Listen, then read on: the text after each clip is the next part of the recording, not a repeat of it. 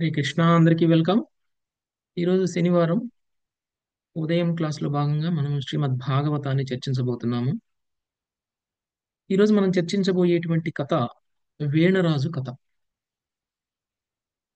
వేణరాజు కథ అంటే ధ్రువుడి యొక్క వంశంలో ఉన్నటువంటి ఒక రాజు.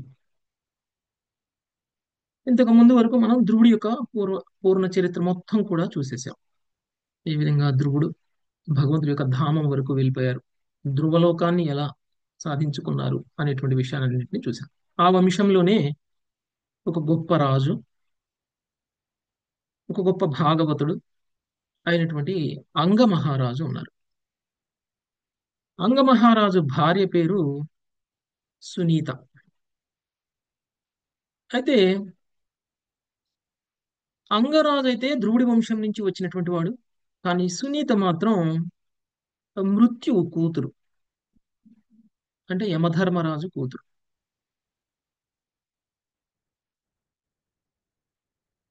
యమధర్మరాజు కూతురైనటువంటి సునీత తన తండ్రి యొక్క బాధ్యతలను నిర్వర్తించడాన్ని చూస్తూ పెరిగినటువంటి సునీత తండ్రిలా ప్రవర్తించాలి, తండ్రిలా బిహేవ్ చేయాలి అని ఆమె కూడా తండ్రిని ఇమిటేట్ చేయడం స్టార్ట్ చేసింది. తండ్రి తప్పు చేసిన వాళ్ళని శిక్షిస్తూ ఉంటారు. శిక్షించటం యమధర్మరాజుకి ఆయన చేస్తున్నటువంటి సేవ. కానీ సునీత మాత్రం తను కూడా అందరినీ శిక్షిస్తూ ఆనందాన్ని పొందుతూ ఉంది. ఒక క్రూయల్ మెంటాలిటీ అనేటువంటిది సునీతలో స్టార్ట్ అయింది. అలాంటి ఒక క్రూరమైనటువంటి మనస్తత్వంతో ఒకసారి గంధర్వుడైనటువంటి శశాంకుడు సరస్వతీ దేవికి ఉపాసన చేస్తూ ధ్యానంలో ఉంటే సునీత ఆయన్ని ఆ ధ్యానం నుంచి, ఆ అర్చన నుంచి డిస్టర్బ్ చేయడం మొదలుపెట్టింది. సో ఎంత ఏం చేసినా కానీ ఆయన తన ధ్యానం నుంచి బయటికి రాకపోయేసరికి సునీత ఒక కర్ర తీసుకుని ఆ కర్రతోటి ధ్యానం చేస్తున్నటువంటి ఆ శశాంకుణ్ణి కొట్టడం జరుగుతుంది. ఎప్పుడైతే ఈమె ఇలా చేసిందో, ఈమె క్రూరత్వానికి కోపం వచ్చినటువంటి శశాంకుడు సునీతికి శాపం ఇస్తాడు. నువ్వు చాలా క్రూరంగా ప్రవర్తిస్తున్నావు, నీకు క్రూరుడైనటువంటి పుత్రుడు కలగాలి, నీలాంటి మనస్తత్వం ఉన్నటువంటి క్రూరుడైనటువంటి పుత్రుడే నీకు కలుగుతాడు అని ఒక శాపం ఇవ్వడం అనేటువంటిది జరుగుతుంది. అయితే అంగరాజు చాలా పుణ్యాత్ముడు. అంగరాజు వైష్ణవుడు, ధ్రువుడి వంశంలో ఉన్నాడు కాబట్టి తప్పకుండా చాలా గొప్ప మహాత్ముడు. పూర్వజన్మలో చేసుకున్నటువంటి కర్మల కారణంగా, పూర్వజన్మలో చేసుకున్నటువంటి పాపాల కారణంగా అంగరాజుకి ఈ జన్మలో పిల్లలు కలగలేదు. ఎంతో కాలం ఎదురు చూశాడు పిల్లల కోసం, అయినా సరే పిల్లలు కలగలేదు. తనకి పిల్లలు లేరు అనేటువంటి లోటు అనేటువంటిది ఒకటి ఉంది. ఎవరైనా సరే గొప్ప గొప్ప మునులు, ఋషులు, సాధువులు తన దగ్గరికి వస్తే తనకున్నటువంటి లోటు ఏదైతే ఉందో, తనకి పిల్లలు లేరు అనేటువంటి లోటు ఏదైతే ఉందో, ఆ లోటుని వ్యక్తం చేసి తనకి పిల్లల్ని కలిగే ఎలాంటి వరాన్ని ఇవ్వమని కోరుకోవడం జరుగుతుంది. అయితే వచ్చినటువంటి సాధువులు కూడా నీకు పిల్లలు లేకపోతే ఏమైంది, ఇలానే నువ్వు ఉండొచ్చు అని చెప్పినా కానీ తను పిల్లల కోసం మాత్రం చాలా పరితపించడం అనేటువంటిది జరిగింది. ఇక సాధువులు అంగరాజుకి ఒక ఉపాయాన్ని చెప్పడం జరిగింది. పిల్లల కోసం ఒక యజ్ఞం చేయమన్నారు. అలానే అంగరాజు కూడా పిల్లల కోసం ఒక యజ్ఞం చేస్తే ఆ యజ్ఞ ఫలంగా అంగరాజుకి వేణు అనేటువంటి రాజు పుడతాడు.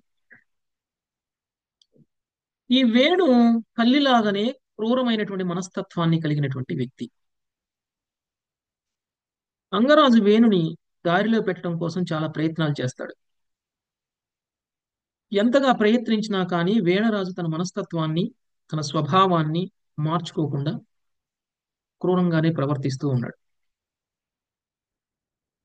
మామూలుగా పిల్లలు కలగలేదు అని చెప్పేసి బాధతోటి యజ్ఞం చేసి పిల్లలను పొందితే ఎన్నో సంవత్సరాలు ఎదురు చూసిన తరువాత కలిగినటువంటి ఒక్కగానొక్క పుత్రుడు ఇలా అయిపోయాడే అని అంగరాజు బాధలో ఉన్నారు. ఒక రకంగా చెప్పాలంటే తన పుత్రుడు స్వభావం కారణంగా అంగరాజు తన కుటుంబం మీద విరక్తిని పెంచుకున్నారు, వైరాగ్యాన్ని పెంచుకున్నారు. ఏ పుత్రుడైతే కుటుంబ సంబంధాల పట్ల అటాచ్మెంట్ పెంచుతాడో ఆ పుత్రుడే కుటుంబ సంబంధాల పట్ల వైరాగ్యాన్ని పెంచేలా ప్రవర్తించాడు. ఒక రకంగా చూస్తే అంగరాజు సంతోషించాడు. ఒకవేళ ఈ పుత్రుడే గనక మంచివాడై ఉండి, ఈ పుత్రుడే గనక సాధు స్వభావాన్ని కలిగి ఉండి భక్తుడై ఉన్నట్లయితే బహుశా ఆ పుత్రుడికి ఆ కుటుంబానికి ఆకర్షితుడై ఎప్పటికీ వానప్రస్థం తీసుకోకుండా ఇంట్లోనే ఉండిపోయేవాడేమో. రంగరాజు భగవంతుడు తనకిచ్చినటువంటి వరంగా భావించాడు అలాంటి క్రూరుడైనటువంటి పుత్రుణ్ణి. ఇలాంటి క్రూరుడైనటువంటి పుత్రుడిని ఇచ్చాడు కాబట్టే వెనక్కి తిరగకుండా వానప్రస్థం స్వీకరించడానికి ముందుకు వెళ్ళిపోయాడు. తన భార్య మీద, తన కుటుంబం మీద, తన పుత్రుడి మీద తనకున్నటువంటి హేయ భావంతో తను ఇంకా తిరిగి చూడలేదు. అక్కడి నుంచి ఆయన వానప్రస్థానికి వెళ్ళిపోయారు. అంగరాజును కోల్పోయినటువంటి రాజ్య ప్రజలందరూ కూడా చాలా బాధలో ఉన్నారు. అంగరాజును వెతకటం కోసం నలుదిక్కులా వెళ్ళిపోయారు. ఎక్కడ చూసినా అంగరాజు దొరకలేదు. నిరుత్సాహపడ్డారు. రాజు లేనటువంటి రాజ్యంలో ప్రజలు ఎలా ఉంటారో మనం చెప్పనవసరం లేదు. రక్షణ కోల్పోతారు. అలాంటి ఒక పరిస్థితుల్లోనే మళ్ళీ తిరిగి సాధువులు అక్కడికి రావడం అనేటువంటిది జరిగింది. మామూలుగా సాధువులకి రాజకీయాలతో ఎలాంటి సంబంధము ఉండదు. వాళ్ళు బ్రాహ్మణులు, వాళ్ళు వైష్ణవులు. వాళ్ళకి రాజకీయాలతో ఉండేటువంటి ప్రత్యేకమైనటువంటి సంబంధం ఏమీ లేదు. అయినా సరే సర్వ ప్రజల క్షేమం కోసం వాళ్ళు వాళ్ళ సాధనలోనే నిమగ్నమైపోయి ప్రజలు ఎలా ఉన్నారు అని పట్టించుకోలేనటువంటి పరిస్థితుల్లో వాళ్ళు లేరు. ప్రజలందరి క్షేమమే సాధువులు కోరుకుంటారు. మనం చూస్తే శ్రీమద్ భాగవతం మొదలైనప్పుడు సూత గోస్వామి, సౌనకాదిములు కలిసి నైమిషారణ్యంలో కూర్చుంటే మొదటి ప్రశ్నగా సౌనకాది ఋషులు సూత గోస్వామిని అడిగినటువంటి ప్రశ్న ఏమిటి? సర్వమానవాళి శ్రేయస్సు ఏమిటి? అందరూ క్షేమంగా ఉండాలంటే ఏం చేయాలి? ఇది వాళ్ళు అడిగినటువంటి ప్రశ్న. సాధువులు అందరి క్షేమాన్ని కోరుకుంటారు. అలానే ఈ బ్రాహ్మణులు కూడా రాజు లేనటువంటి ఈ రాజ్యంలో ప్రజలందరూ దుఃఖితులు కాకూడదు అని చెప్పేసి ఆ రాజ్యానికి రావడం అనేటువంటిది జరిగింది. మంత్రుల సమక్షంలో ఎవరిని రాజుని చేయాలి అనేటువంటి నిర్ణయానికి అక్కడ ఉన్నటువంటి మంత్రులందరూ కూడా వేణుని రాజును చెయ్యవద్దు, వేణు చాలా క్రూరుడు, వేణు లాంటి వ్యక్తి రాజు అవ్వకూడదు అని బ్రాహ్మణుల్ని అర్జించిన బ్రాహ్మణులు కేవలం ఒకే ఒక అర్హత ఆధారంగా వేణుని రాజును చేసి వెళ్ళారు. ఏమిటి ఆ అర్హత? అంగరాజు పుత్రుడు. రెండవది ధ్రువుడి యొక్క వంశంలో ఉన్నటువంటి వాడు. మనస్తత్వం ఎలా ఉన్నా, స్వభావం ఎలా ఉన్నా, మనిషి క్రూరుడైన ఒక రాజు ధ్రువుడు లాంటి ఒక వంశం నుంచి వచ్చినటువంటి వ్యక్తి అయినట్లయితే ధ్రువుడి యొక్క గుణగణాలు, ధ్రువుడి తరువాత తన వంశంలో ఉన్నటువంటి ఇతర భక్తుల యొక్క గుణగణాలు ఇవన్నీ కూడా కలిగి ఉంటాడు. ఇప్పుడు కాకపోతే తర్వాత అయినా మారతాడు అనేటువంటి భావనలో సాధువులు ప్రజల మంచి కోరి అంగరాజుని సారీ స- ఆ, వేణుని రాజుగా చేసి వెళ్ళడం అనేటువంటిది జరిగింది. మామూలుగా రాజు గనక సరిగా పాలన చేస్తే దొంగలు, మోసాలు చేసేవాళ్ళు, క్రూరులు, వీళ్ళందరి యొక్క ప్రభావం ప్రజల మీద ఉండదు. ఎవరైనా సరే రాజ్యంలో ఉన్నటువంటి సంపదను దోచుకోవాలి అనేటువంటి ప్రయత్నం చేసినా కానీ రాజుకి భయపడి వాళ్ళు రారు, ప్రజలు క్షేమంగా ఉంటారు. మనకి ఒక సామెత ఉంది తెలుగులో: కంచే చేనుని మేస్తే. మన మామూలుగా రైతులు తమ పంటని రక్షించుకోవడం కోసం చుట్టూతా చేను వేస్తారు, కంచె వేస్తారు. ఎందుకు? బయట నుంచి పశువులు, లేకపోతే పంటని పాడు చేసేటువంటి జీవులు ఏమైనా సరే చేలోకి రాకుండా కాపాడడం కోసం చుట్టూతా కంచె వేస్తారు. బయట నుంచి రక్షించడం కోసం అయితే కంచె వేశాం, కానీ కంచే చేనుని వేసేస్తే ఇక ఆ చేనును రక్షించే వాళ్ళు ఎవరు? అలాంటి ఒక పరిస్థితే ఇప్పుడు వీణరాజు కలిగించారు తన రాజ్యానికి. ఏ రాజు అయితే బయట నుంచి వచ్చేటువంటి దుండగుల నుంచి కాపాడాలో ఆ రాజు బయట నుంచి వచ్చేటువంటి దుండగులను పక్కన పెట్టాడు. తన నుంచే రాజ్యంలో ఉన్నటువంటి ప్రజలు కాపాడుకోవాల్సినటువంటి పరిస్థితి ఏర్పడింది. తనే ఒక ప్రమాదికారిగా మారిపోయారు. రాజే ప్రజలకి ప్రమాదంగా మారిపోయారు. అలాంటి రాజు ఉన్నటువంటి రాజ్యంలో ఉన్నటువంటి ప్రజల యొక్క పరిస్థితి గురించి తిరిగి చెప్పాల్సినటువంటి అవసరం లేదు. మామూలుగా రాజు పుణ్యాత్ముడై, శుద్ధ భక్తుడై, భగవంతుడి ప్రతినిధిగా గనక పాలన చేసినట్లయితే ప్రజలకి సంక్షేమము అనేటువంటిది లభిస్తుంది. కానీ ఈ వేళరాజు ధార్మిక కార్యక్రమాలన్నింటినీ కూడా వదిలిపెట్టమన్నాడు. యజ్ఞాలని, యాగాలని చేసినటువంటి వాళ్ళందరినీ కూడా శిక్షిస్తున్నాడు. బ్రాహ్మణులని బతకనివ్వడం లేదు. అందరూ కూడా పాపాత్ములుగా మారాలి అని కోరుకుంటున్నాడు తనలా. ఇలాంటి ఒక పరిస్థితుల్లో సాధువులకి తిరిగి రావాలి అని అనిపించింది ఇక్కడికి. వేణుణ్ణి శిక్షించాల్సినటువంటి సందర్భం వచ్చింది. ఏ సాధువు అయినా సరే వెంటనే ఒక మనిషి తప్పు చేస్తే ఆ తప్పుని సరిదిద్దకుండగానే శిక్షించేటువంటి సాహసం చేయరు. ఒక అవకాశం ఇవ్వడం అనేటువంటిది జరుగుతుంది. వేణురాజు చేసినటువంటి తప్పుకి సాధువులు శిక్షించి ఉండొచ్చు, కానీ సాధువులు శిక్షించాలి అని అనుకోలేదు. తనకి ఉపదేశాన్ని ఇచ్చి తనని మంచిగా మార్చి తిరిగి ఒక అవకాశాన్ని ఇస్తే మంచి రాజుగా మారతారు అని అనుకున్నారు. అందుకనే ఎవరినైనా సరే శిక్షించడమే మన యొక్క మొదటి లక్ష్యం కాకూడదు. ముందు అవకాశం ఇవ్వాలి. అవతల వ్యక్తి మారడానికి అవసరమైనటువంటి అవకాశం మనము ఇవ్వాలి. ఇన్స్ట్రక్షన్స్ ఇవ్వాలి. అది ఇచ్చిన తర్వాత కూడా మారలేదనుకోండి, అప్పుడు శిక్షించాలి. సాధు స్వభావం కలిగినటువంటి ఈ బ్రాహ్మణులు తిరిగి వీణరాజు దగ్గరికి రావడం అనేటువంటిది జరిగింది. మరి ఈ బ్రాహ్మణులు వీణరాజు దగ్గరికి వచ్చి ఏం చేశారు? వీణరాజు మీద కంప్లైంట్ చేశారా? ఫిర్యాదులు చేశారా? నువ్వు ఇలా పాలిస్తున్నావు, అలా పాలిస్తున్నావు, నువ్వు అలా పాలించకూడదు, ఇలా పాలించకూడదు. తన రాజ్య పాలన మీద ఎలాంటి కామెంటు చేయలేదు ఈ సాధువులు. ఈ సాధువులు ఆ వీణరాజుకి ఏం చెప్పారు అనంటే ధర్మాన్ని ఆచరించమని చెప్పారు. కృష్ణ భక్తి భావనలో ఉండమని చెప్పారు. భగవంతుని ప్రసన్నం చేయడం కోసం యజ్ఞాలు చేయమని చెప్పారు. కృష్ణ చైతన్యంలోకి రమ్మని చెప్పారు. ఇది శాశ్వతమైనటువంటి సమస్యకి పరిష్కారం. ఒక వ్యక్తి సరిగా పాలించకపోతే సరిగా పాలించు అని చెప్పాలి. నీ పాలన బాగలేదు అని చెప్పాలి.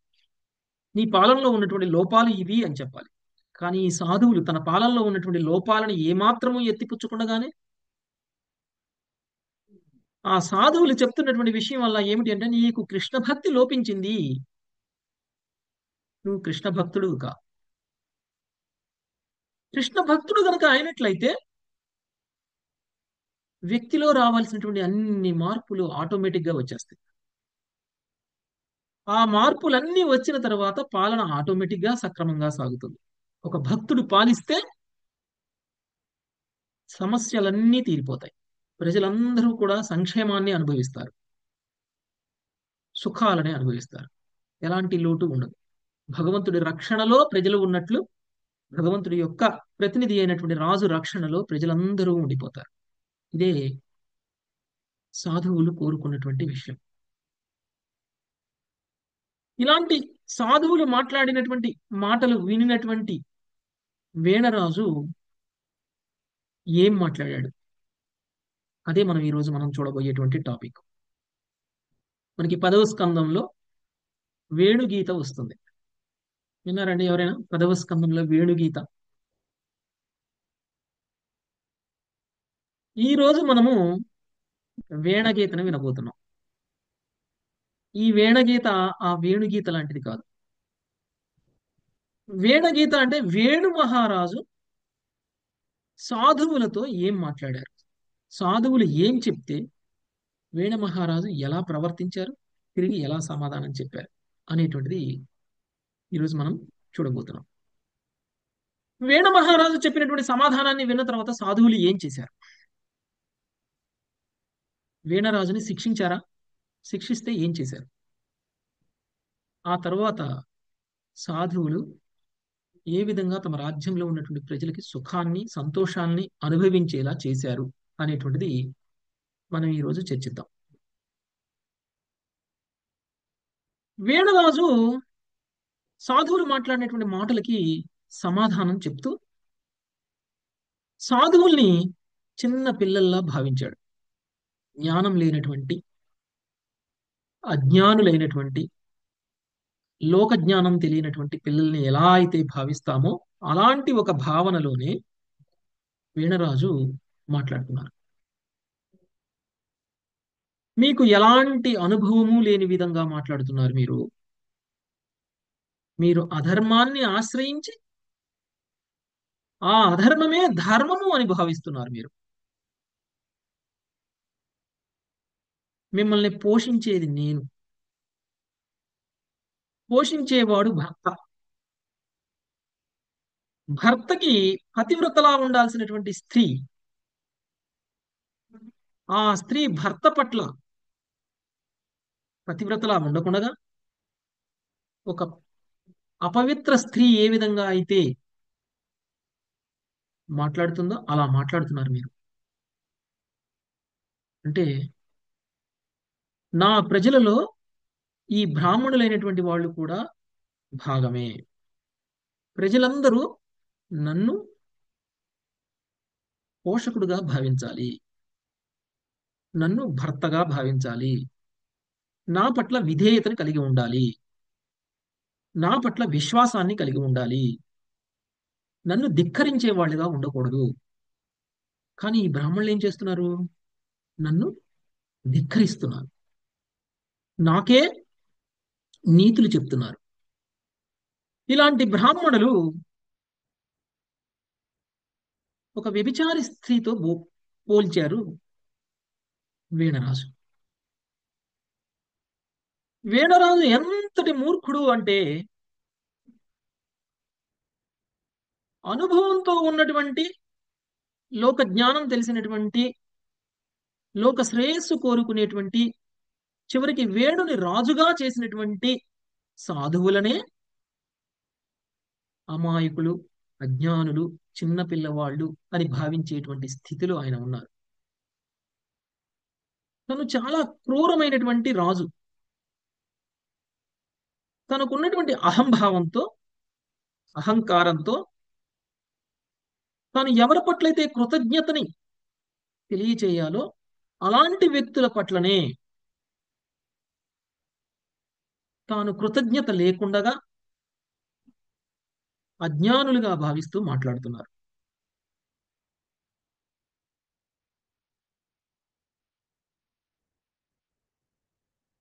ఇంకా ఏం చెప్తున్నారు అనంటే, రాజు ఎవరో కాదు, పోషకుడు అంటే దేవదేవుడితో సమానము. అంటే నేనే దేవదేవుణ్ణి అని చెప్తున్నారు వీణరాజు ఆ బ్రాహ్మణులకి.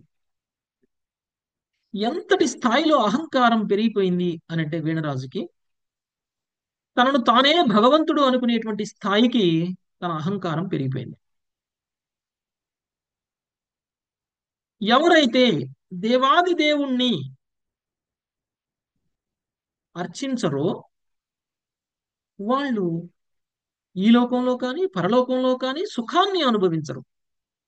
ఆ దేవాది దేవుడు ఎవరో కాదు, రాజు రూపంలో ఉన్నటువంటి నేనే అని వీణరాజు చెప్తున్నారు.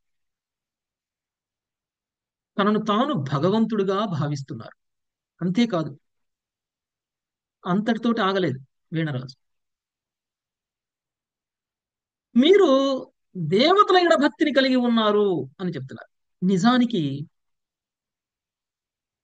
బ్రాహ్మణులు చెప్తున్నది, విష్ణువు ప్రసన్నం అవడం కోసం యజ్ఞం చెయ్యి, విష్ణువు ప్రసన్నం అవడం కోసం నువ్వు భక్తిలో ఉండు, నువ్వు కృష్ణ చైతన్యంలోకి రా అని చెప్పారు. వీణరాజు తనను తాను దేవాది దేవుడిగా భావిస్తూ ఆ విష్ణువుని కృష్ణుణ్ణి కూడా దేవతలతో సమానంగా పోల్చుతున్నారు. దేవుణ్ణి వదిలేసి, దేవాది దేవుణ్ణి వదిలేసి దేవతలను పూజిస్తున్నారు మీరు అని అంటున్నాడు వీణరాజు బ్రాహ్మణులతో. వీణరాజు దృష్టిలో విష్ణువు కూడా, కృష్ణుడు కూడా దేవతలతో సమానంగా చూశాడు. ఎందుకు? తనను తాను దేవాది దేవుడు అనుకుంటున్నాడు కాబట్టి. మనం భగవద్గీతలో కానీ శ్రీమద్ భాగవతంలో కానీ భగవంతుడు చూపించినటువంటి విశ్వరూప వర్ణన మనం విన్నాం. ఆ విశ్వరూప వర్ణనలో మనకేం చెప్తారు? భగవంతుడి యొక్క శరీరంలో భాగాలే ఈ దేవతలు అని మనం చూస్తాం. భగవంతుడి యొక్క కళ్ళు సూర్యుడని, చంద్రుడని, తన భుజాలు దేవీ దేవతలని, తన శరీరంలో వివిధ అవతారాలని, వీటన్నిటిని కూడా భగవంతుడు మనకి విశ్వరూప రూపంలో చూపిస్తారు. అదేవిధంగా వీణరాజు కూడా నిజానికి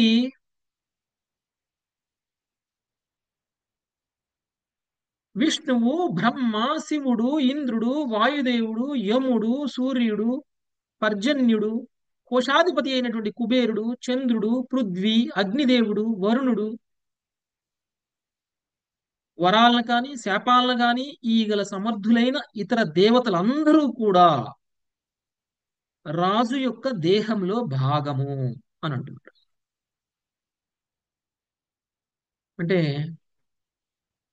ఇక్కడ బ్రాహ్మణులకి వీణరాజు తన విశ్వరూపాన్ని చూపిస్తున్నాడు. నేను రాజుని, దేవతలందరూ నా శరీరంలో భాగము, నా సేవకులు, చివరికి విష్ణువు, శివుడు, బ్రహ్మ సైతం. కరెక్ట్ గా శ్రీకృష్ణ భగవానుడు 11వ అధ్యాయం భగవద్గీతలో ఏ విధంగా అయితే తన విశ్వరూపాన్ని చూపించి శివుడు, బ్రహ్మ, దేవీ దేవతలందరూ నా శరీరంలో భాగము చూడు అని అర్జునుని ఎలా అన్నాడో, అలానే వీణరాజు కూడా ఈ దేవతలందరూ విష్ణువును కూడా కలిపేశాడు. విష్ణువుని కూడా కలిపేశాడు. కలిపేసి విష్ణువు, బ్రహ్మ, శివుడు వీళ్ళందరూ కూడా దేవీ దేవతలు, ఇంద్రుడు, చంద్రుడు, సూర్యుడు, వరుణుడు అందరూ కూడా దేవీ దేవతలు, వీళ్ళందరూ నా శరీర భాగాలు అని వేణరాజు తన విరాట్ రూపాన్ని వ్యక్తం చేస్తున్నారు బ్రాహ్మణుల ముందు. తనను తానే దేవుడు, తనను తానే దేవాది దేవుడు అని భావించుకున్నటువంటి వ్యక్తుల్లో వీణరాజు ఏం మొదటివాడు కాదు. చాలా మంది ఉన్నారు. అలాంటి వాళ్ళకే ఒక ఉదాహరణ పౌండ్రక వాసుదేవుడు. మనం గనక ద్వాపర యుగంలో శ్రీకృష్ణ భగవానుడి యొక్క లీలలను గనక మనం 10వ స్కందంలో చదివినట్లయితే అందులో పౌండ్రక వాసుదేవుడి గురించి వస్తుంది. పౌండ్రకుడు తనను తానే శ్రీకృష్ణుడు అని అనుకున్నాడు. తనను తానే దేవాది దేవుడు అని అనుకున్నారు. శ్రీకృష్ణుడికి ఉన్నటువంటి కీర్తి, ప్రతిష్ట మొత్తం కూడా తనకే ఉండాలి అని అనుకున్నారు. చివరికి తను ఒక ఉత్తరం రాశాడు. ఎవరికి? శ్రీకృష్ణుడికే ఉత్తరం రాశాడు. అందరూ నిన్ను దేవాది దేవుడు అనుకుంటున్నారు, కానీ నువ్వు కాదు దేవాది దేవుడివి, నేను దేవాది దేవుడిని. కాబట్టి ఏవైతే అర్చనలు, ఏవైతే పూజలు, ఏదైతే కీర్తి ప్రతిష్టలు నీకు చెందుతున్నాయో అవన్నీ నీకు కాదు చెందాల్సినవి, నాకు చెందాల్సినవి. కాబట్టి నేనే దేవాది దేవుణ్ణి అని ప్రకటించుకొని స్వయంగా శ్రీకృష్ణుడికే ఉత్తరం రాసేశాడు. అలాంటి ఒక అజ్ఞాని అయినటువంటి స్థితిలోనే వీణరాజు కూడా ఉన్నారు ఈ రోజు. నేనే దేవాది దేవుణ్ణి అని ప్రకటించుకునేటువంటి స్థితి. అప్పట్లో ఎవరో ఒకళ్ళు ఉండేవాళ్ళు. ఇప్పుడైతే మనం అందరం అలాంటి పరిస్థితుల్లోనే ఉన్నాం. దేవుడు అంటే ఎవరు అనేటువంటి దాని మీద మన అందరికీ కూడా ఒక స్పష్టత లేదు. భగవంతుడి స్థితి, మన స్థితి మధ్య తేడా తెలియనటువంటి స్థితిలోనే ఉన్నాం. కలియుగంలో ప్రతి వ్యక్తి నేనే దేవుణ్ణి అనుకునేటువంటి స్థితిలో ఉన్నారు వీణరాజులాగా. ఆ రోజు పౌండ్రకుడికైతే ఈ రోజు వీణరాజుకైతే కలిగేటువంటి స్థితి ఏదైతే ఉందో, ఈ కలియుగంలో ఉండి దేవుణ్ణి లెక్క చేయకుండా నేనే దేవుణ్ణి అనుకునేటువంటి వాళ్ళకు కూడా కలగబోతుంది. శ్రీకృష్ణుడు పౌండ్రకుణ్ణి శిక్షించారు, క్షమించి వదిలేయాలి. అయితే పౌండ్రకుడు నిరంతరం కృష్ణ నామస్మరణ చేశాడు. నేనే కృష్ణుని, నేనే కృష్ణుని, నేనే కృష్ణ కృష్ణ కృష్ణ అన్నాడు. ఆయన చేసిన ఒకే ఒక మంచి పని ఇదొక్కటే, తన నోటితో కృష్ణనామాన్ని అనుక్షణం ఉచ్చరించడం. అందువలన కృష్ణుడు శిక్షించినప్పుడు పౌండ్రకుడికి సాయుధ్య ముక్తి ఇవ్వడం అనేటువంటిది జరిగింది. కాబట్టి శత్రుభావంతో అయినా కంసుడు, పౌండ్రకుడు, ఇతర అసురులు శత్రుభావంతో అయినా సరే కృష్ణుణ్ణి నిరంతరం స్మరించారు. కాబట్టి వాళ్ళకి కావాల్సినటువంటి అత్యుత్తమ ఆధ్యాత్మిక ప్రయోజనం ఇవ్వకపోయినా వాళ్ళని నిరాకార బ్రహ్మంలో లీనం చేసేశారు. కానీ ఇక్కడ వీణరాజు నిరంతరం నేనే భగవంతుడిని అంటున్నాడు, కానీ భగవంతుడి నామస్మరణ ఏమైనా చేస్తున్నారా? చేయట్లేదు. కాబట్టి వీణరాజు శిక్షార్హుడు. ఏ విధంగా అయితే పౌండ్రకుడు శిక్షించబడ్డాడో ఆ విధంగా. నేనే సర్వస్వం అని చెప్పినటువంటి వీణరాజు ఏ విధంగా అయితే శ్రీకృష్ణ భగవానుడు నేనే సర్వస్వం అని 10వ అధ్యాయంలో చెప్పారు. ఏ శ్లోకంలో చెప్పారు? అహం సర్వస్వ ప్రభవో మత్త సర్వం ఇతి మత్వా భజంతే మాం బుధాభావ సమన్విత. ఏ విధంగా అయితే సమస్తానికి నేనే మూలము అని శ్రీకృష్ణుడు భగవద్గీత 10వ అధ్యాయంలో 8వ శ్లోకంలో చెప్పారు, అదే విధంగా వీణరాజు కూడా నేనే సర్వం అనేటువంటి విషయాన్ని చెప్పారు. అంతేకాదు, నా పట్ల మీకున్నటువంటి ద్వేషాన్ని వదిలేయాలి. మీ అందరూ యజ్ఞం చేస్తే నా కోసం యజ్ఞం చేయాలి, నన్ను ప్రసన్నం చేసుకోవడం కోసం యజ్ఞం చేయాలి. నా కోసం ద్రవ్యాలని అర్పించాలి. నిజంగా మీరు తెలియ అయితే అగ్రభోక్త అయినటువంటి నన్నే మీరు ప్రసన్నం చేయాలి. నాకు మించినటువంటి భోక్త ఎవరు లేరు అనేటువంటి విషయాన్ని మీరు తెలుసుకోగలిగి ఉండాలి. అది తెలివిగలవాడి లక్షణం. కృష్ణుడు కూడా ఇదే విషయం చెప్పారు భగవద్గీతలో. నేనే భోక్తని అనేటువంటి విషయాన్ని, సర్వం నాకే చెందుతుంది అనేటువంటి విషయాన్ని, నన్ను ప్రసన్నం చేస్తే దేవీ దేవతలను అందరినీ ప్రసన్నం చేసినట్లే అని చెప్పారు. అదే విషయాన్ని వీణరాజు కూడా చెప్తున్నారు. అగ్రభోక్తను నేనే, నన్ను ప్రసన్నం చేస్తే నా శరీరంలో ఉన్నటువంటి విష్ణువుని, బ్రహ్మని, శివుడు కూడా ప్రసన్నం చేసినట్లే. వాళ్ళందరూ కూడా నా శరీర భాగాలు. కాబట్టి నేనే పరమభోక్తని అని చెప్తున్నారు.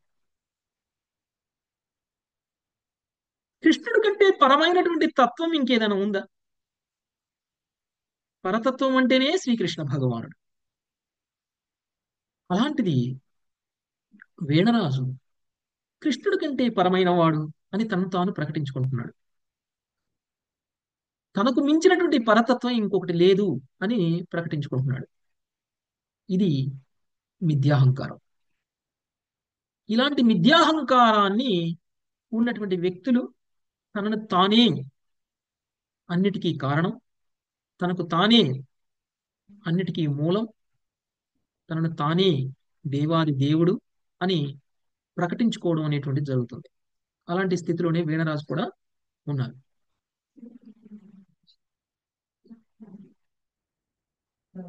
యాక్చువల్ గా చూస్తే బ్రాహ్మణులు సలహా ఇచ్చారు వీణరాజుకి. బ్రాహ్మణులు చాలా మంచి వాళ్ళు, చాలా గొప్పవాళ్ళు.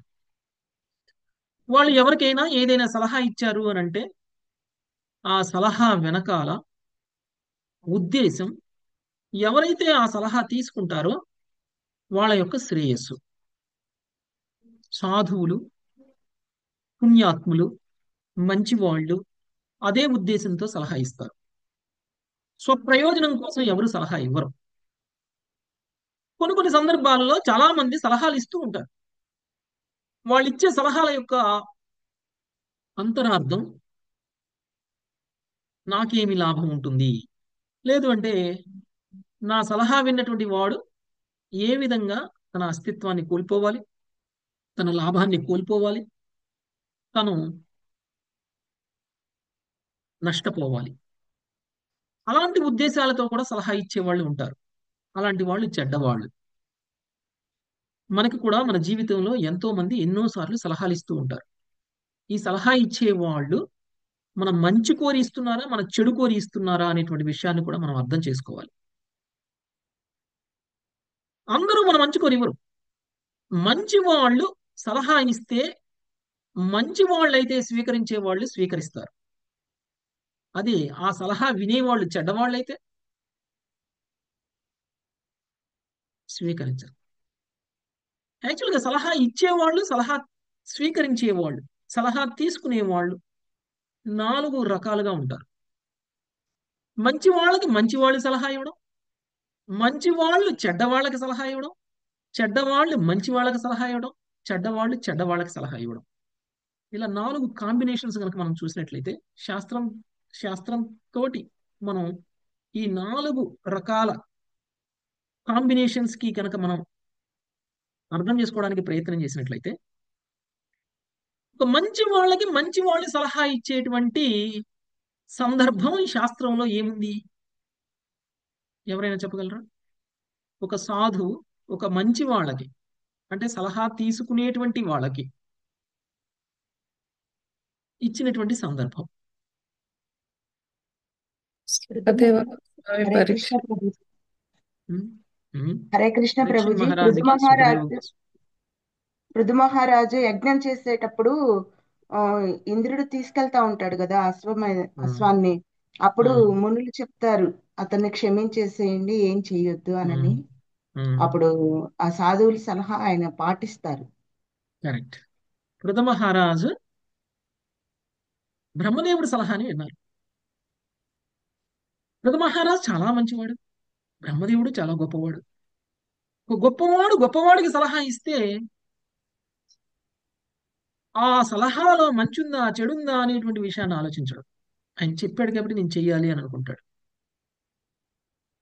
అలానే కృష్ణుడు అర్జునుడు. కృష్ణుడు అర్జునుడు, అలానే ధ్రువుడు కూడా యక్షులతో యుద్ధం చేస్తున్నాడు. యక్షులతో యుద్ధం చేస్తున్నప్పుడు అక్కడికి ఎవరు వచ్చి సలహా ఇచ్చారు? మునులు. మురళే ప్రభు, సాధువులు ఋషులు. స్వయంభువ మనువు వచ్చి సలహా ఇచ్చాడు ఫస్ట్. ఫస్ట్ తర్వాత స్వయంభువ మనువు వచ్చి సలహా ఇవ్వగానే ధ్రువుడు విన్నాడా లేదా? ఎంత కోపంతో ఉన్నా గానీ ధ్రువుడు విన్నాడు. మునులు వచ్చి యక్షులు వచ్చి విన్నాడు సలహా ప్రభు. ఇచ్చినప్పుడు ధ్రువుడు విన్నాడా లేదా? విన్నాడు ప్రభు. విన్నాడు. ఆయన మాట అంటే గౌరవం ఇచ్చారు. ఆ, అంటే ఒక ఒక గొప్పవాడు ఇంకొక గొప్పవాడికి సలహా ఇస్తే ఇలానే తీసుకుంటారు, సలహాని స్వీకరిస్తారు. అదే విదురుడు ఒక చెడ్డవాడు ధృతరాష్ట్రుడు. ఒక గొప్పవాడికి సలహా ఇస్తే ఉల్టా కాంబినేషన్. ఒక చెడ్డ వ్యక్తి ఒక గొప్ప వ్యక్తికి సలహా ఇస్తే, ఇక్కడ చెడ్డ వ్యక్తి అంటే సలహా ఇస్తున్నటువంటి వ్యక్తి సలహా తీసుకుంటున్నటువంటి వ్యక్తి యొక్క ప్రయోజనాన్ని ఆలోచించి సలహా ఇవ్వట్లేదు, స్వప్రయోజనాన్ని ఆలోచించి సలహా ఇస్తున్నాడు. అలాంటి సందర్భంలో సలహా తీసుకునేటువంటి గొప్పవాడు ఎలా ప్రవర్తిస్తాడు శాస్త్ర ఆధారంగా? ఎవరైనా చెప్పగలరా? ఎవరైనా ఉన్నారా అలా? చెడ్డవాళ్ళు మంచి వాళ్ళకి సలహా ఇస్తే మంచి వాళ్ళు ఆ సలహాని ఎలా స్వీకరిస్తారు? విన్నట్టు నటిస్తాడు, కానీ ఈయనకి తెలుసు అది రాంగ్ అని, కాబట్టి ఈయన ధోరణిలో ఈయనే చేస్తాడు. హరే కృష్ణ ప్రభుజీ, బలి మహారాజ్. బలి మహారాజు చెప్తాడు కదా. బలి మహారాజు ఏం చేశారు? సలహా తీసుకున్నారా? ఎవరు సలహా తీసుకున్నారు? శుక్రాచార్య అది సుఖదేవ శుక్రాచార్యుల గోస్వామి వారి దగ్గరికి శుక్రాచార్యుడు మాట వెళ్ళారు. వినలేదు. చెప్పినా కూడా ఏం లేదు ప్రభుజీ, శుక్రాచార్యుడు మాట వినలేదు. వినలేదు బలి మహారాజు. శుక్రాచార్యుడు మాట కదా? వినడు. Yes, yes. ధ్రువుడు ఆయన వాళ్ళ తల్లి సునీతి, అదే సురుచి వాళ్ళు ఉంటారు కదా, ఆవిడ అక్కడ ఒళ్ళో కూర్చుంటే ఉమ్, ఇలాగా నువ్వు కూర్చోవడానికి అర్హుడు కాదు అని చెప్పి చెప్తారు. అప్పుడు ఆయన అప్పుడు వాళ్ళ తల్లి దగ్గరికి వెళ్ళి బాధపడితే తల్లి చెప్తుంది, నువ్వు ఉమ్. ఇంతకంటే గొప్పగా శ్రీ మహావిష్ణువుని ప్రసన్నం చేసుకుంటే నువ్వు చాలా గొప్పవాడు అవుతావు, అన్నిటికంటే ఎక్కువ దాన్ని పొందుతావు అని చెప్పి చెప్తుంది వాళ్ళ తల్లి. Wonderful wonderful mother. So Suruchi చెడ్డది, సునీతి హరే కృష్ణ ప్రభుజీ. పృథు మహారాజు ఆ విధంగా బ్రహ్మగారి ఇది ఆ పాటించిన దాని వల్లనే భగవంతుడు 99 యజ్ఞాలు చేసింది, 100 యజ్ఞాలు చేయకపోయినా కూడా ఆయనకి అశ్వమేధ యాగం చేసినంత ఫలాన్ని ఇచ్చారు, భగవంతుడు ఇచ్చారు. సాక్షాత్కారం ఇచ్చారు. ఇచ్చారు. కరెక్ట్. సో ఇక్కడ చెడ్డవాడు మంచివాడికి సలహా ఇచ్చేది మన రాజలక్ష్మి మాతాజీ చెప్పినట్లు. సురుచి చెడు ఉద్దేశంతో సలహా ఇచ్చింది. ఏమని ఇచ్చింది?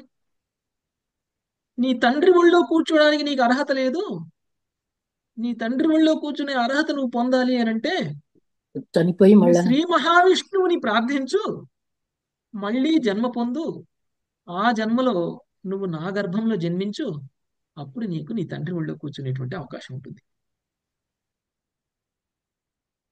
ఆమె అనేక సలహాలు ఇచ్చింది.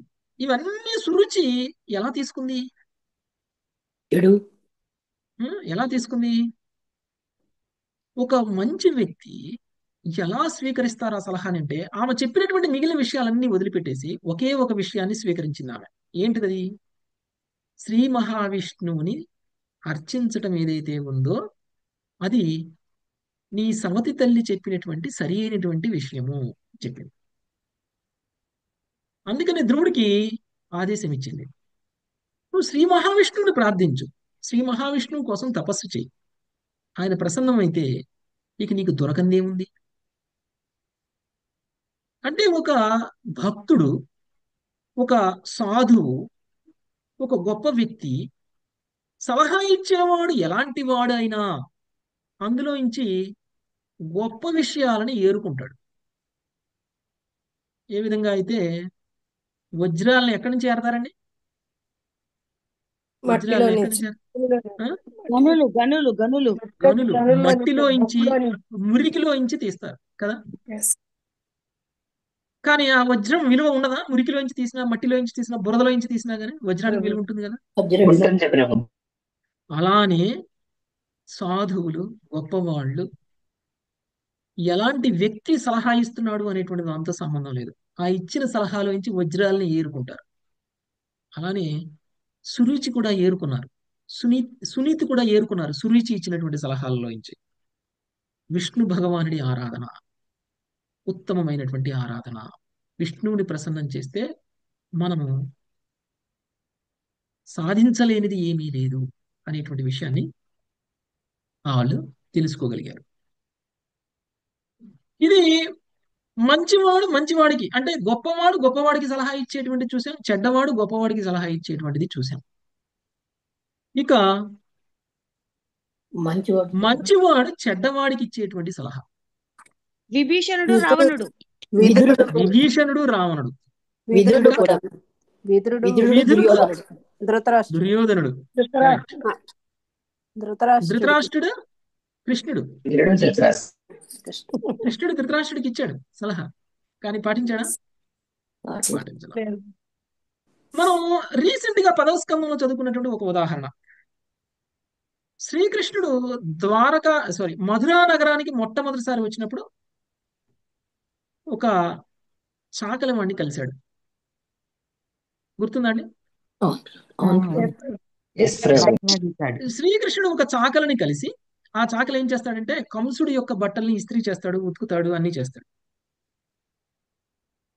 కృష్ణుడు ఏమన్నాడంటే, ఆహా, నీ దగ్గర ఉన్నటువంటి బట్టలు ఎంత అందంగా ఉన్నాయి, ఎంత బాగున్నాయి, ఎంత చక్కగా ఇస్త్రీ చేస్తున్నావు, నేను వేసుకోవడానికి ఇవ్వు అని అడుగుతారు. కృష్ణుడు అడిగితే ఆ చాకలివాడు కృష్ణుడి యొక్క గొప్పతనాన్ని గ్రహించక కృష్ణుడిని నిందిస్తాడు. ఇంకా కృష్ణుడు ఏమంటాడు, నువ్వు గనక నాకు నీ దగ్గర ఉన్నటువంటి ఆ బట్టలు నాకు ఇచ్చి నేను తొడుక్కోవడానికి గనక కారకుడు అయితే నీకు సర్వసుఖాలని ఇచ్చేస్తాను నేను, నీ కోరికలన్నీ తీర్చేస్తాను నేను. కానీ ఆ చాకలివాడి కృష్ణుడిని కేవలం ఒక సామాన్యమైనటువంటి గోపబాలుడుగానే చూశాడు. కృష్ణుడు అందరి కోరికలను తీర్చేటువంటి దేవాది దేవుడు అని భావించలేదు. పైగా నువ్వు భావించకపోతే అంతవరకు ఓకే, రెస్పెక్ట్ఫుల్ గా సమాధానం చెప్పుండొచ్చు. అయ్యా కృష్ణ, నువ్వు కావాలని కోరుకుంటున్నావు ఓకే, కానీ ఈ బట్టలు కంసుడికి కనుక తెలిస్తే నన్ను శిక్షిస్తాడు, నన్ను చంపేస్తాడు, కాబట్టి నేను ఇవ్వలేను, నన్ను క్షమించు అని అన్నట్లయితే బానే ఉండేది. కానీ ఏమన్నాడు, నీకు అర్హత లేదన్నాడు. నువ్వు ఒక సామాన్యమైనటువంటి వ్యక్తి, నీలాంటి వాడికి ఇలాంటి బట్టలు అవసరం లేదు, నువ్వు ఒక మూర్ఖుడువు కాబట్టి నువ్వు నా దగ్గరకు వచ్చి ఇలాంటి మాటలు అడుగుతున్నావు, రాజు బట్టలు వేసుకునే స్థాయి నీకుందా అని నానా మాటలని కృష్ణుడిని నిందించాడు. ఏ విధంగా అయితే వేణరాజు సలహా ఇస్తున్నటువంటి బ్రాహ్మణుని నిందిస్తున్నాడో అలానే చెడ్డవాడు మంచివాడు సలహా ఇచ్చినప్పుడు మంచివాడు ఇచ్చిన సలహాని స్వీకరించకపోగా సలహా ఇచ్చిన వాళ్ళనే తిడతాడు, నిందిస్తాడు. వేణరాజు ఏ విధంగా చేస్తున్నాడో అలానే వేణరాజుకు కూడా మహాత్ములైనటువంటి ఈ సాధువులు సలహా ఇస్తే స్వీకరిస్తే స్వీకరించు, స్వీకరించకపోతే స్వీకరించకు, మౌనంగా ఉండు. కానీ ఏం చేస్తున్నాడు, మీరు చేస్తుంది తప్పు, మీరు అపవిత్రమైనటువంటి స్త్రీ ఎలా చేస్తుందో అలా చేస్తున్నారు, నేను ప్రభువుని, మీరు చేసే యజ్ఞం నాకు చేయాలి. మీరేం చేస్తున్నారు, విష్ణువుకి చేస్తున్నారు. విష్ణువు ఎవరు, నా శరీరంలో భాగం. విష్ణువు దేవీ దేవత. రాజుని ప్రసన్నం చేయనటువంటి ఆ ఆరాధన వేస్ట్, కాబట్టి మీరు నాకు చేయాలి అని వీణరాజు బ్రాహ్మణులకి చెప్తున్నాడు, నిందిస్తున్నాడు బ్రాహ్మణులు. సరిగ్గా ఎలా అయితే ఆ చాకలివాడు కృష్ణుని నిందించాడో అలానే మరి కృష్ణుడు ఏం చేశాడు, చాకలివాడి పట్ల కపాలం తలగానే ఒక గుద్దు గుద్దాడు నెత్తి ప్రభుజీ. మీద పెట్టిస్తాడు, కపాలం పట్టిపోయింది. చంపేశాడు. అంటే దేవాది దేవుణ్ణి ఎదిరించేటువంటి వ్యక్తిని చూసి దేవాది దేవుడే సహించకపోతే మరి ఆ దేవాది దేవుడైనటువంటి భక్తుడు, దేవాది దేవుడికి భక్తుడైనటువంటి వ్యక్తి ఏం చేయాలి, విసర్జించాడు. సాధువులు తమను నిందిస్తున్నాడు అని బాధపడట్లేదు, స్వయంగా భగవంతుణ్ణే దేవీ దేవతలతో సమానంగా చేశాడు, స్వయంగా భగవంతుణ్ణే తన శరీరంలో భాగంగా చేశాడు. క్షమించరాని అపరాధం. అలాంటి సాధువులు మౌనంగా ఉంటారా, ఉండరు. మౌనంగా ఉండరు. వాళ్ళు ఏం చేస్తారో ఈరోజు మనం చూద్దాం. సో ఇప్పుడు 3 కాంబినేషన్స్ చూసాం. గొప్పవాడు గొప్పవాడికి ఇచ్చే సలహా, చెడ్డవాడు గొప్పవాడికి ఇచ్చే సలహా, గొప్పవాడు చెడ్డవాడికి ఇచ్చే సలహా. ఇక చెడ్డవాడు చెడ్డవాడికి ఇచ్చే సలహా దుర్యోధనుడు ఉదాహరణలు ఏమైనా ఉన్నాయా? దుశ్శాసనుడు ఆ? దుర్యోధనుడు దుశ్శాసనుడు దుర్యోధనుడు దుశ్శాసనుడు. ఓకే, ఇంకా దుర్యోధనుడు కర్ణుడు ప్రభు. దుర్యోధనుడు కర్ణుడు. శకుని కూడా వస్తాడు శకుని దుర్యోధనుడు కూడా ప్రభుజీ. దుర్యోధనుడు కర్ణుడు. శకుని దుర్యోధనుడు శకుని దుర్యోధనుడు శకుని దుర్యోధనుడు. శకును దుర్యోధనుడు. ఓకే, మీ అందరికి నేను ఒక మంచి కథ చెప్తాను. ఓకే,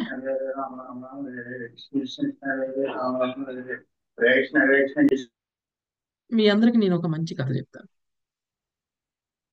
సుంధ, ఉపసంధ అని ఇద్దరున్నారు. ఇద్దరు సోదరులు, అసుర స్వభావం కలిగినటువంటి వాళ్ళు. వీళ్ళిద్దరూ ఒకళ్ళనొకళ్ళు చాలా ప్రేమ ఆప్యాయతతో కలిగి ఉంటారు. సుంధ, ఉపసంధ అంటే చాలా గొప్ప సోదరులు. ప్రేమ, అభిమానం, ఇద్దరు ఒకళ్ళ పట్ల ఒకళ్ళకి చాలా ప్రేమ ఉంది. వీళ్ళిద్దరూ ఎంతో ఘోరమైనటువంటి తపస్సు చేసి బ్రహ్మదేవుని ప్రసన్నం చేసుకొని అమరత్వం కావాలి అని కోరుకున్నారు. సాధారణంగా ప్రతి అసురుడు కూడా ఎలా అయితే అమరత్వం కావాలి అని కోరుకుంటారో అలానే వీళ్ళు కూడా చేసినటువంటి తపస్సుకి బ్రహ్మదేవుడు మెచ్చితే బ్రహ్మదేవుడు వరం ఇవ్వాలి అని వస్తే ఏం వరం కావాలి అని కోరుకోమంటే మాకు అమరత్వం కావాలి అని కోరుకున్నారు. సహజంగానే బ్రహ్మదేవుడు అమరత్వం ఇవ్వలేను అని అన్నారు. సో అప్పుడు ఏం కోరుకున్నారు వీళ్ళు? సుంద, ఉపసంద, ఒకవేళ మేమంటూ మరణించాల్సిన పరిస్థితి ఏర్పడితే మేమిద్దరం ఒకళ్ళ చేతిలో ఒకళ్ళే మరణించాలి తప్ప మమ్మల్ని ఎవరూ చంపకూడదు. ఇది వాళ్ళు కోరుకుంది. సుంద చావాలి అనంటే ఉపసుందే చంపాలి, ఉపసుంద చావాలి అనంటే సుందే చంపాలి.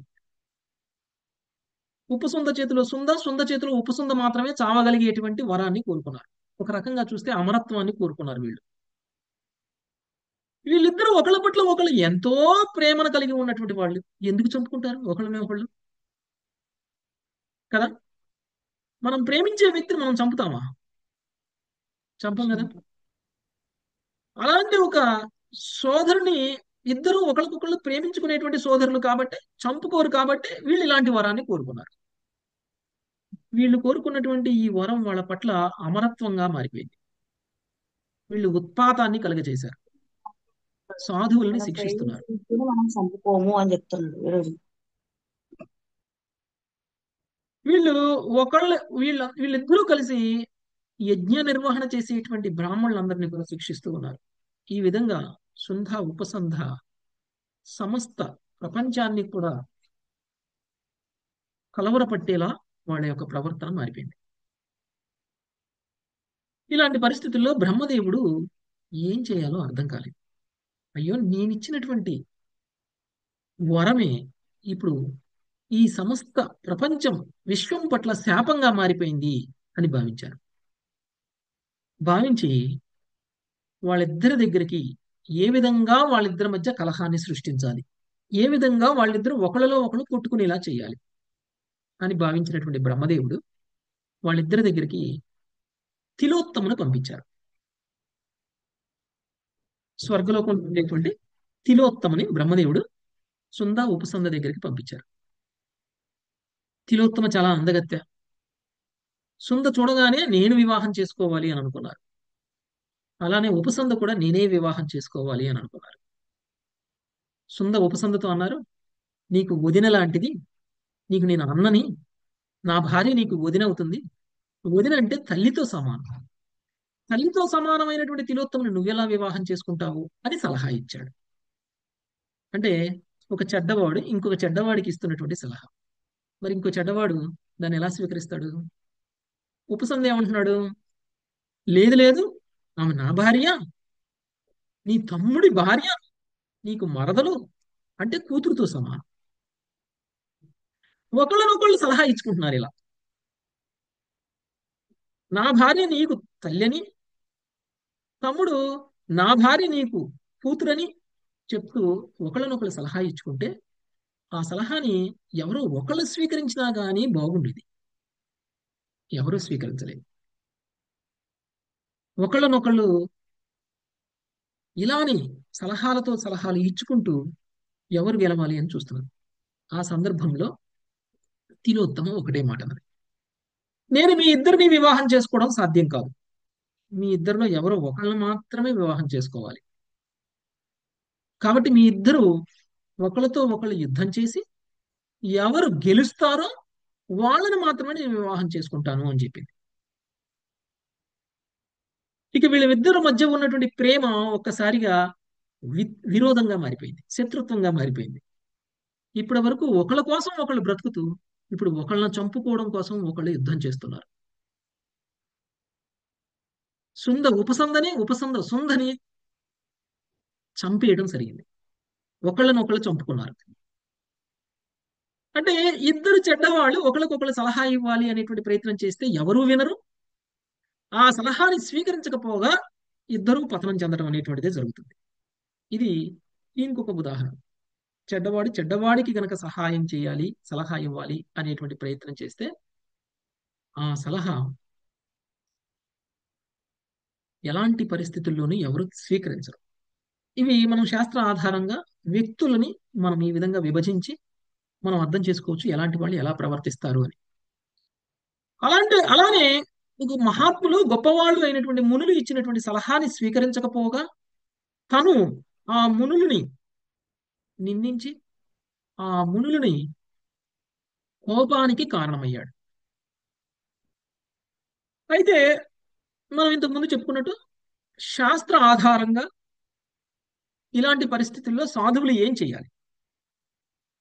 భగవంతుడిని నిందిస్తున్నప్పుడు సాధువులు వింటూ ఉండకూడదు. ఖండించాను. తమను నిందిస్తుంటే కూడా నువ్వు వింటూ ఉండొచ్చేమో, కానీ భగవంతుడిని నిందిస్తుంటే, వైష్ణవుని నిందిస్తుంటే భగవద్భక్తులు అక్కడ చూస్తూ ఉండకూడదు. వాళ్ళు ఏం చేయాలి? శిక్షించాలి. అందుకనే వీళ్ళు ఏమన్నారు? వెంటనే ఈయన్ని వధించండి అని గట్టిగా అరిచేశారు. వీడు చాలా భయంకరమైనటువంటి వాడు, వీడు పరమ పాపి, వీడు బతికుంటే గనక సమస్త జగత్తులో క్షణంలో భస్మం చేసేయగలడు. వీడు ఇలాంటి వ్యక్తి బ్రతికుండడానికి అర్హుడు కాదు, వీడిని చంపేయాలి అని గట్టిగా అరిచాడు. గట్టిగా హోంకారం చేశారు. ఎప్పుడైతే మన హృదయంలో భగవంతుడు లేడో అప్పుడే మనం చచ్చిపోయిన వాళ్ళతో సమానం. ఎప్పుడైతే మనము భగవంతుడికి భక్తులము కామో శరీరంతో బతికి ఉన్నా కానీ శవం లాంటి వాళ్ళమే మనం. వేణరాజు హృదయంలో భగవంతుడు లేడు, తను తానే భగవంతుడు అని అనుకుంటున్నాడు. వేణరాజు ఆల్రెడీ చచ్చిన వాడితో సమానం సాధువుల దృష్టిలో. కాబట్టి ప్రత్యేకించి వీణరాజును చంపాల్సిందేమి లేదు ఇంకా. కానీ వాళ్ళు చేసినటువంటి హోంకారానికే వీణరాజు పడి చచ్చిపోయాడు. అది సాధువులకు ఉన్నటువంటి శక్తి.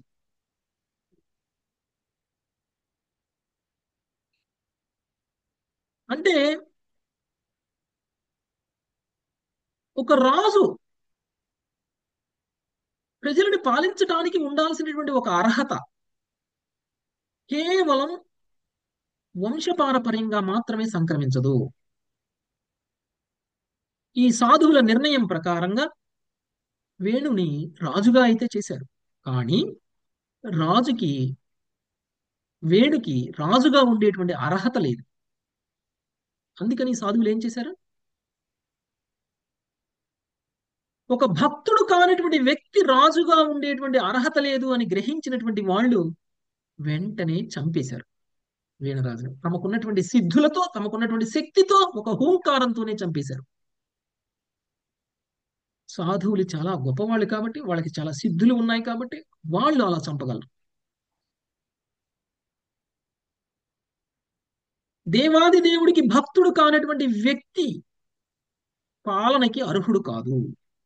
అందుకనే స్వయంగా శ్రీకృష్ణ భగవానుడు ధర్మ సంస్థాపన కోసం కురుక్షేత్ర యుద్ధాన్నే చేశారు. కృష్ణుడి భక్తుడు కానటువంటి వ్యక్తి ఈ రాజ్యాన్ని పాలించకూడదు అని చెప్పేసి కురుక్షేత్ర యుద్ధం చేసి ధర్మరాజుని రాజుగా నిలబెట్టారు. అది ధర్మ సంస్థాపన అంటే. అదే పని ఇక్కడ సాధువులు కూడా వీణరాజు దృష్టిలో చేస్తున్నారు.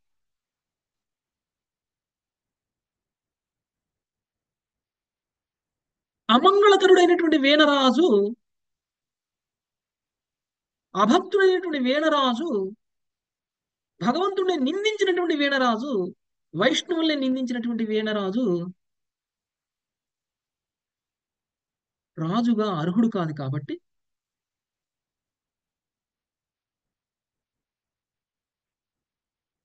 ఆయన్ని ఈ రాజ్య పదవి నుంచి తప్పించడం కోసం చంపివేయడం అనేటువంటిది జరిగింది. అచ్యుతుని నిందించినటువంటి వీణరాజు పట్ల కోపాన్ని ప్రదర్శించినటువంటి ఈ మునులు చంపేసి అక్కడి నుంచి వెళ్ళిపోవడం అనేటువంటిది జరిగింది. ఎప్పుడైతే వీణరాజుని చంపేశారో తన తల్లి సునీత వెంటనే వీణరాజు శరీరాన్ని భద్రపరిచింది. మంత్రోచ్చారణతో కొన్ని ప్రత్యేకమైనటువంటి రసాయనాలతో వీణరాజు శరీరాన్ని పాడు కాకుండా దాచిపెట్టింది. మనం అనుకుంటాం ఇప్పుడు టెక్నాలజీ ప్రకారంగా చనిపోయినటువంటి శవాన్ని పాడవకుండా ఉంచడానికి కొన్ని కెమికల్స్ ఇప్పుడు సృష్టించారు సైంటిస్టులు. అందుకనే కావాలి ఫార్మాలిన్ అనుకుంటే 30% ఫార్మాలిన్ అంటారు దాన్ని Prabhuji. 30% formalin mixture of okay alcohols. Okay okay okay కొన్ని రకాల కెమికల్స్ ని సృష్టించి ఆ కెమికల్స్ తోటి మనం ఇప్పుడు ప్రిజర్వ్ చేయొచ్చు అని మనం అనుకుంటున్నాం. కానీ అప్పట్లోనే ఇలాంటివన్నీ ఉన్నాయి. సో ఈ శరీరం పాడు కాకుండా ఉండడానికి కావాల్సినటువంటి రసాయనాలని ఆ శరీరంతో కలిపి శరీరం పాడు కాకుండా చాలా జాగ్రత్తగా భద్రపరచడం అనేటువంటిది జరిగింది సునీత. ఇలా కొంతకాలం తర్వాత సరస్వతి నదీ తీరంలో స్నానం ఆచరిస్తున్నటువంటి సాధు పురుషులకి వాళ్ళ యొక్క అగ్నిహోత్ర కార్యక్రమాలని పూర్తి చేసిన తర్వాత నదీ తటం మీద కూర్చుని ఉన్నప్పుడు వాళ్ళు భగవంతుణ్ణి ధ్యానంలో లీనమైనప్పుడు వాళ్ళకి కొన్ని విషయాలు తెలిసాయి. అక్కడ ఈ రాజ్యంలో రాజు లేడు. రాజు లేనటువంటి దేశంలో ఉత్పాతాలు చెలరేగుతున్నాయి.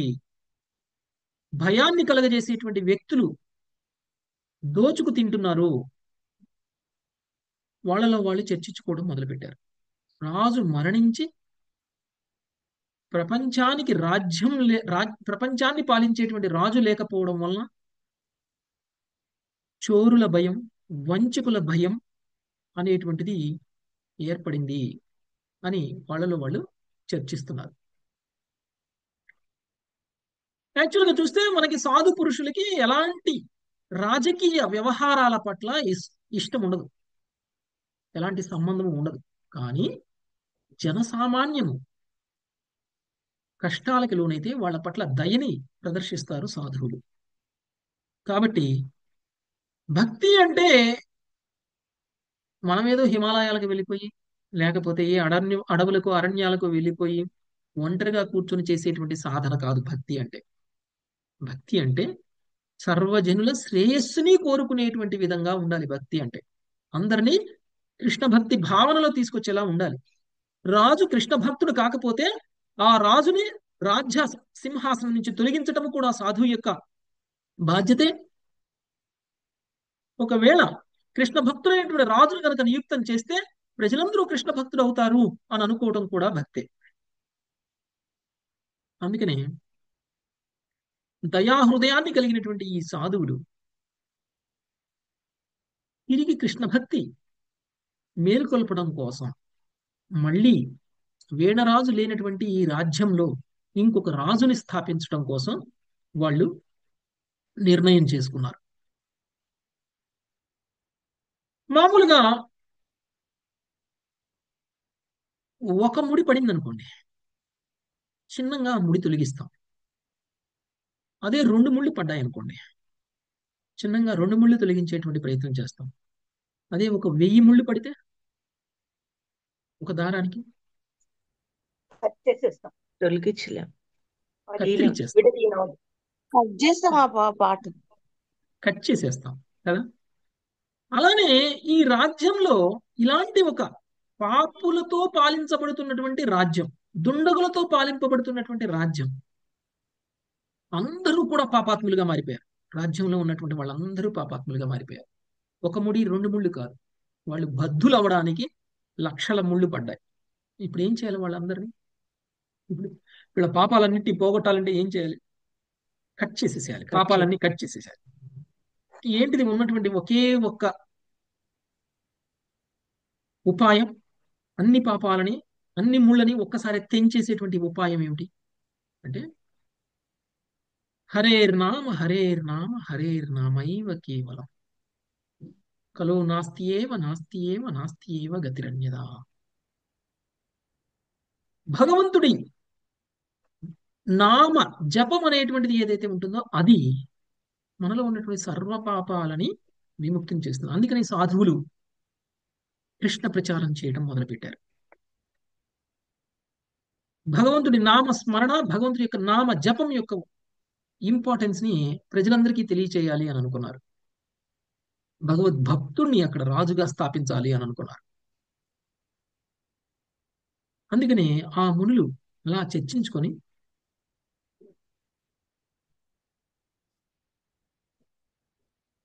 చర్చించుకున్నటువంటి సమయంలోనే వాళ్ళ చుట్టుపక్కల చూస్తే ధూళి దుమ్ము లెగుస్తూ ఉంది. ఎందుకు అంటే దుండగులు, దొంగలు అందరూ కూడా ఆ రాజ్యంలో దోచుకుంటూ ఉంటుంటే, పరిగెడుతూ ఉంటుంటే ఆ దుమ్ము లెగవడం కనిపించింది వాళ్ళకి. వెంటనే వాళ్ళు రియలైజ్ అయ్యారు, వీణరాజు మృతి వలన చాలా నష్టం జరిగింది. వీణరాజు ఒక పాపాత్ముడే, ఒక అభక్తుడే, రాజుగా ఉండడానికి అర్హుడు కాదు. కానీ ప్రస్తుతం రాజు లేకపోవడము అనేటువంటిది చోరులకి, వంచుకలకి పెరిగిపోయేలాంటి ఒక పరిస్థితి ఏర్పడింది. దానివల్ల అల్లకల్లోలం అనేటువంటిది ఏర్పడుతుంది అని గ్రహించినటువంటి ఈ సాధువులు తిరిగి వీణరాజు శరీరం కోసం సునీత దగ్గరికి వెళ్ళారు. వీళ్ళు ఏమని భావించారంటే, పగిలిపోయినటువంటి కుండలో నీళ్లు కారిపోయినట్లుగా ఒకవేళ జరుగుతున్నటువంటి ఈ అరాచకాన్ని చూస్తూ కనుక వదిలేసినట్లయితే సాధు స్వభావాన్ని కూడా కోల్పోయినట్లే అయిపోతుంది అని భావించారు వీళ్ళు మునులు. మనకు ఒక బొక్కబడినటువంటి కుండలో నీళ్లు పోసామనుకోండి, కొంచెం కొంచెంగా ఏ విధంగా అయితే కుండలోంచి నీళ్ళన్నీ వెళ్ళిపోతాయో అలానే ఈ సాధు స్వభావం కలిగినటువంటి సాధువుల యొక్క పుణ్యం కూడా అలానే తరిగిపోతుంది. ఒకవేళ వీళ్ళు కనుక జరుగుతున్నటువంటి అన్యాయాన్ని గనక ఆపకపోతే, జరుగుతున్నటువంటి అరాచకాన్ని గనక ఆపకపోతే, ప్రజలు సుఖ సంతోషాలతో ఉండేలా చూడకపోతే అదే జరుగుతుంది అని అనుకున్నారు. అనుకుని సునీత దగ్గరికి వెళ్ళి సునీత నుంచి ఆ మృత శరీరాన్ని తీసుకుని ఆ మృత శరీరాన్ని మదించడం మొదలుపెట్టారు. మొదటిగా ఉరువులని మదించారు. ఉరువులను మదిస్తే ఆ ఉరువుల నుంచి ఒక మరుగుజ్జు నల్లగా ఉన్నటువంటి ఒక వ్యక్తి జన్మ తీసుకోవడం అనేటువంటిది జరిగింది. ఆ వ్యక్తి పేరే బాహుకుడు. వేణుడు ఉరువుల నుంచి జన్మించినటువంటి బాహుకుడు చూడడానికి ఎలా ఉన్నాడంటే కాకిలా నల్లగా ఉన్నాడు. ఆయన దేహాంగాలు, బాహువులు, పాదములు కురచగా ఉన్నాయి. దవడలు పెద్దవిగా ఉన్నాయి. నాసిక నిమ్నముగా ఉంది. కన్నులు ఎర్రగా ఉన్నాయి. జుట్టు రాగి రంగుతో ఉంది. ఒక అపవిత్రమైనటువంటి మూలం నుంచి సృష్టించినటువంటి ఈ వ్యక్తి కూడా చాలా అపవిత్రంగా కనిపిస్తున్నాడు. మనం అందరం అనుకోవచ్చు, ఎందుకు ఈ రాజ్యానికి రాజు కావాలంటే వేణువు యొక్క శరీరం నుంచే సృష్టించాలి ఇంకొక వ్యక్తిని? కారణం, వీణరాజు అంగరాజు యొక్క పుత్రుడు. అంగరాజు ధ్రువుడి యొక్క వంశంలో ఉన్నటువంటి వాడు. ధ్రువుడి యొక్క వంశంలో ఉన్నటువంటి వ్యక్తికి ఉన్నటువంటి పవిత్రత అంత ఇంపార్టెంట్. ఇక్కడ వీణరాజుకి ఉన్నటువంటి శరీరంలో ఉన్నటువంటి మలినము, శరీరంలో ఉన్నటువంటి పవిత్రత రెండింటినీ కూడా మనం అంగీకరించాలి. అంగరాజు మూలంగా వీణరాజు శరీరం కొంత పవిత్రత, సునీత మూలంగా వీణరాజు శరీరంలో కొంత అపవిత్రత అనేటువంటిది ఉన్నాయి. ఎందుకంటే అంగరాజుకి సునీతకి పుట్టినటువంటి పుత్రుడు కాబట్టి. ఒక పవిత్రమైనటువంటి శరీరాన్ని మాత్రమే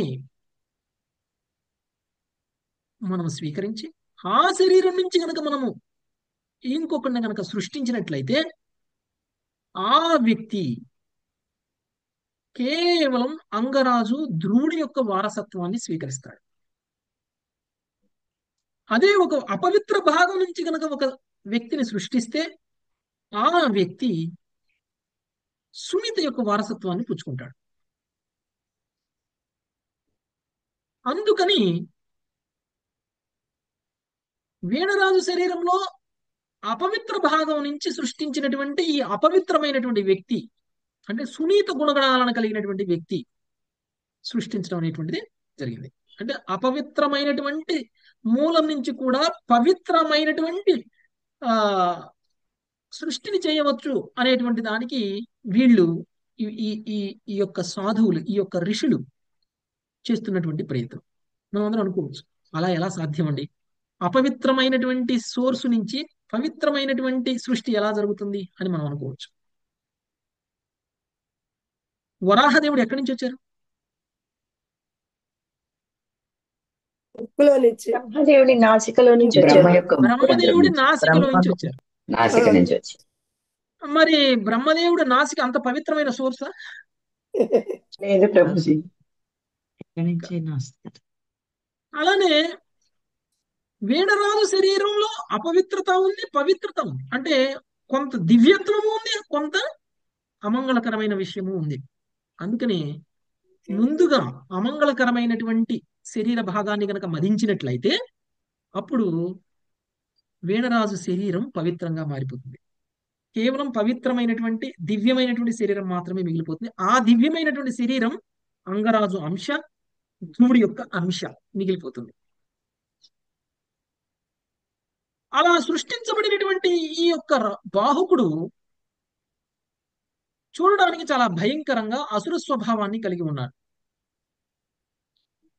ఆ బాహుకుణ్ణి చాలా వినమ్రంగా, అణుకువ కలిగినటువంటి వ్యక్తిగా వంగి నమస్కరిస్తూ, స్వామి నేనేం చెయ్యాలి అని సృష్టించినటువంటి ఆ సాధువులనే ప్రశ్నించాడు.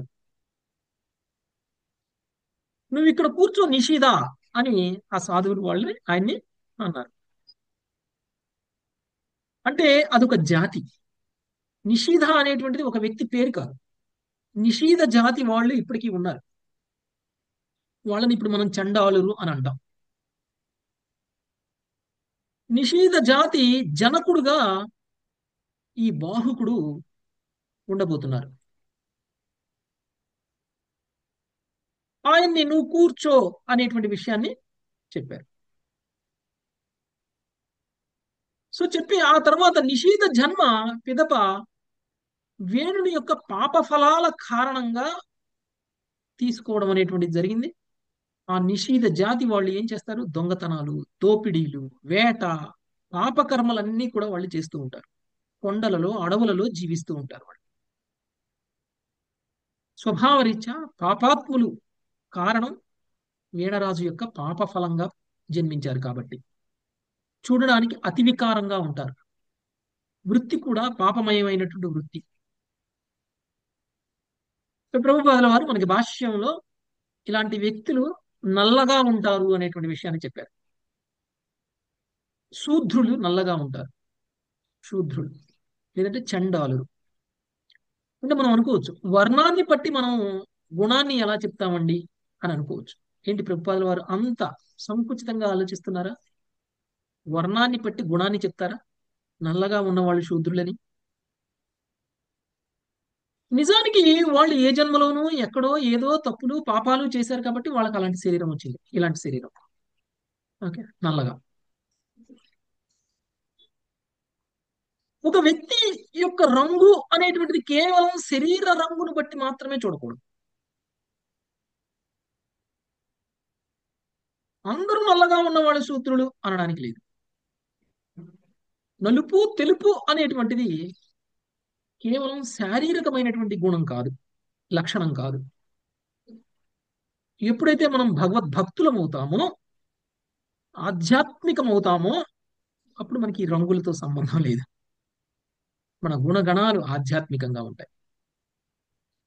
అంటే భక్తుల సాంగత్యంలోకి వచ్చినటువంటి వ్యక్తి నల్లగున్నాడా, తెల్లగున్నాడా, కుంటివాడా, గుడ్డివాడా అనేటువంటి దాంతో సంబంధం లేదు. ఇవన్నీ భౌతిక స్థాయిలో ఉన్నటువంటి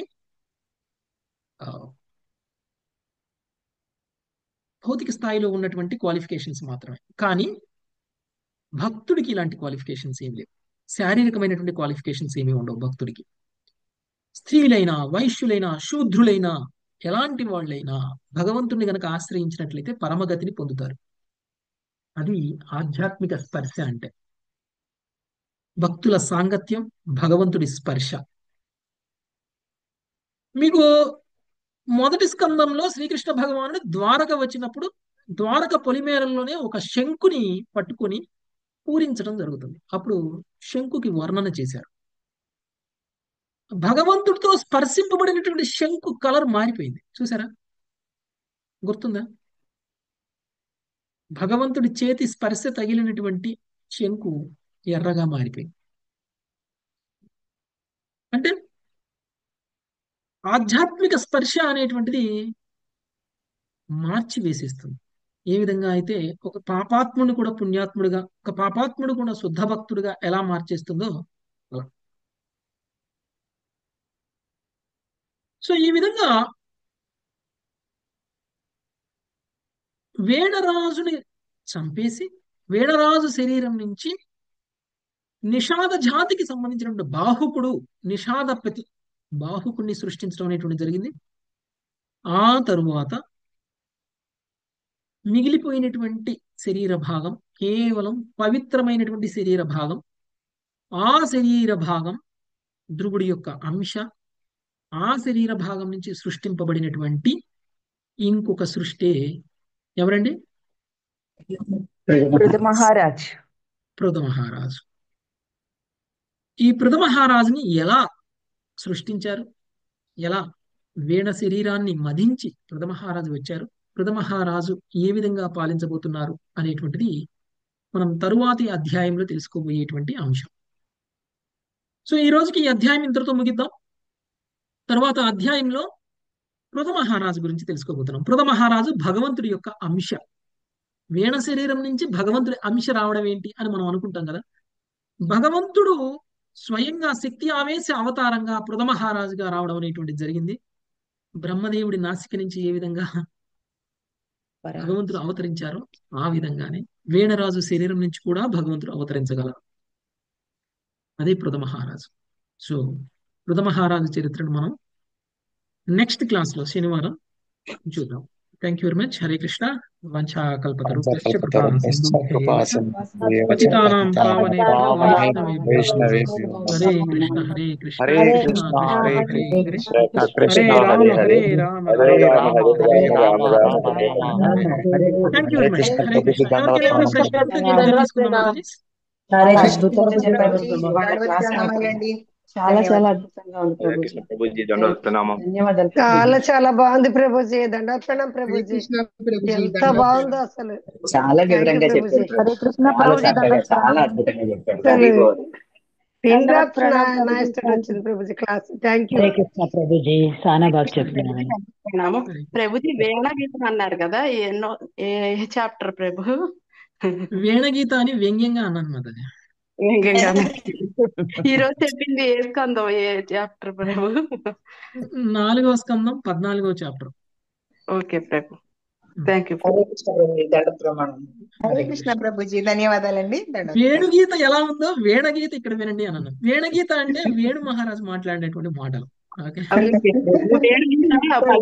20వ అధ్యాయము ఆ గోపికలు పాడతారు కదా ప్రభు. అది అవును, కరెక్ట్ కరెక్ట్. అన్ని కూడా చాలా అద్భుతంగా చెప్పారు ప్రభు. ఒకదానికి ఒకటి రిలేటెడ్ గా చాలా మంచి ఎగ్జాంపుల్స్ తో చెప్పారు ప్రభు. హరి బోల్. ఒక క్వశ్చన్ ప్రభుజీ. అడగండి మాతాజీ. హరే కృష్ణ ప్రభుజీ. ఒకటి ఇట్లా హరే కృష్ణ. ఎగ్జాంపుల్ ఉంది ప్రభుజీ. ఒక ఆ, ఆయన వాళ్ళ మాతాజీ. వైఫ్ కి ఒక ప్రభుజీ ఒక ఎగ్జాంపుల్ ప్రభుజీ. ఒక ఆయన వాళ్ళ వైఫ్ కి ఎప్పుడు I love you darling, I love you darling అంటుంటాడు ముందర, వెనకాల మర్డర్ ప్లాన్ మీద మర్డర్ ప్లాన్ వేస్తుంటాడు. మళ్ళీ వీళ్ళు ఏ లిస్ట్ లోకి వస్తారు ప్రభుజీ? చెడ్డవాడు. చెడ్డవాడి కంటే చెడ్డవాడు. ఇంకా ఏమన్నా వేరే ఏముందా ప్రభుజీ? ఏమంటారు, ఇంకా ఏమంటారు, కుట్రలు చేస్తున్నట్లు కదా. అంటే ఇప్పుడు శత్రువు బయటికి మాట్లాడేటువంటి మాటల యొక్క ఉద్దేశం అవతల వాళ్ళ మంచి, అవతల వాళ్ళ మీద ప్రేమ కాదు కదా. ఇంతకుముందు మనం చెప్పుకున్నాం కదా, ఒక చెడ్డవాడు సలహా ఇస్తే ఒక చెడ్డవాడు అవతల వాళ్ళతో చెడ్డవాడు మాట్లాడితే ఎవరిని ఉద్దేశించి మాట్లాడుతున్నారో వాళ్ళ క్షేమం కోరుకోకుండా మాట్లాడుతున్నట్టు. అలాంటి వాళ్ళు కూడా శిక్ష అర్హులు. ఇప్పుడు శత్రువు ముందుకొచ్చి తలవారుతోటి అయినా కత్తితోటైనా వార్ చేస్తాడు, అది మనకు తెలుసు ఈయన మన శత్రువు అని. మరి మిత్రుల్లాగా నటించి శత్రుత్వము బ్యాక్ నుంచి ఈ చెడ్డవాడికనే ఇంకా వేరే పేరేమైనా ఉందా ప్రభుజీ? అందుకనే మాతాజీ చెడ్డవాళ్ళ నుంచి కూడా మనం మంచి గ్రహించాలి, మనం మంచి వాళ్ళం అయితే అది అది మనం తెలుసుకున్నటువంటిది. వాళ్ళు చెడ్డవాళ్ళు అని తెలుసుకున్నప్పుడు మనం అప్రమత్తంగా ఉండాలి, కానీ వాళ్ళ నుంచి కూడా మనం ఏమైనా తెలుసుకోవడానికి వీలైతే తెలుసుకోవాలి. ఏ విధంగా సురుచి నుంచి సునీత ఏం తెలుసుకుంది? ఏ మాత్రం వీళ్ళ క్షేమం కోరి చెప్పలేదు ఆమె, కానీ ఆమె చెప్పిన దాంట్లో ఒకే ఒక్క మంచి విషయం ఉంది. అది ఏంటి? విష్ణు ఆరాధన. అదొక్కడు మాత్రమే గ్రహించారు, మిగిలింది ఏది తీసుకోవాలి మాట్లాడిన మాటలు. అలానే ఇలాంటి వ్యక్తులు కూడా ఉంటారు, మాట్లాడినటువంటి అన్నివి వాళ్ళు చేసేటువంటి ప్రతిదీ మనం యాక్సెప్ట్ చేయకూడదు, వాళ్ళ ప్రేమను కూడా యాక్సెప్ట్ చేయకూడదు. ఓకే, కేవలం మనం స్వీకరించాల్సింది ఏమిటి అంటే భగవద్భక్తి, భగవంతుడిని నమ్ముకోవాలి. Okay Mataji. Thank you Prabhuji, thank you Prabhuji, దండవత్ ప్రణామం. హరే కృష్ణ మాతాజీ. హరే కృష్ణ ప్రభుజీ. నేను ఇంతవరకు అసలు ఇది వినలేదు ప్రభుజీ. నాకు తెలిసినంత వరకు ఈ రోజు కొత్తది విన్నా Prabhuji. Hare Krishna, Radhe Radhe. Hare Krishna. Okay, thank you very much అందరికి. హరే కృష్ణ. హరే కృష్ణ సెలవు తీసుకుందాం మాతాజీ, మళ్ళీ మనము నెక్స్ట్ క్లాస్ లో కలుసుకుందాం. హరే కృష్ణ. హరే కృష్ణ ప్రభుజీ, ధన్యవాదాలు ప్రభు. హరే కృష్ణ. రాధాష్టమి ఉంది కదా ప్రభు, రేపు రెండే రెండు మాటలు ఏమన్నా చెప్పండి ప్రభు. రాధాష్టమి మాతాజీ. రేపు అవును మాతాజీ, రేపే రాధాష్టమి. రెండే రెండు పాయింట్స్ చెప్పండి. అయ్యో ఇప్పుడు కాదు మాతాజీ, వేరే క్లాస్ లో చెప్తాను. అవునా? రేపు మళ్ళీ ఉపవాసాలు ఏమైనా ఉండాలి ప్రభుజీ? అవును, half day. Okay, thank you very much. Hare Krishna. సెలవు తీసుకుందాం మాతాజీ, మళ్ళీ మనం నెక్స్ట్ క్లాస్ లో కలుసుకుందాం. హరే కృష్ణ.